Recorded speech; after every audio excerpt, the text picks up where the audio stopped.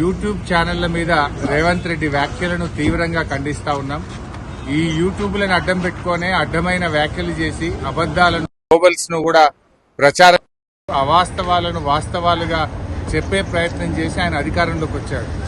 కానీ ఇవాళ అవే యూట్యూబ్ ఛానళ్లు నీ అక్రమాలను, నీ మాట తప్పిన తీరును, నీ మోసాలను ఎండగడతా ఉంటే ఇవాళ యూట్యూబ్లను తక్కువ చేసి మాట్లాడడం అనేది చాలా విడ్డూరంగా ఉన్నది.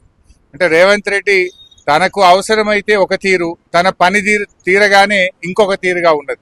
ఓడదాటేదాకా ఓడమల్లప్ప, ఓడదాటినాక బోడమల్లప్ప. ఈ యూట్యూబ్లనే వాడుకున్నావు కదా.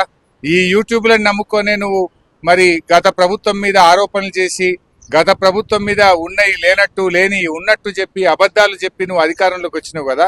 అవే యూట్యూబ్లు నీ బండారాన్ని బట్టబయలు చేస్తుంటే, నీ అవినీతిని బయట పెడుతుంటే, నీ యొక్క డొల్లతనాన్ని, నీ మాట తప్పిన తీరును, నువ్వు ప్రజల్ని మోసం చేసిన విషయాలను బయట పెడతా ఉంటే ఇవాళ నువ్వు తట్టుకోలేకపోతున్నావు. తట్టుకోలేక నీ అక్కసును యూట్యూబ్ల మీద వెళ్ళబుచ్చుతా ఉన్నావు.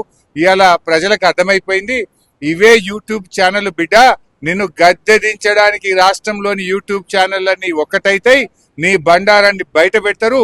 ఖచ్చితంగా నీకు తగిన శాస్తి ఈ యూట్యూబ్ ఛానళ్లే చేస్తాయి.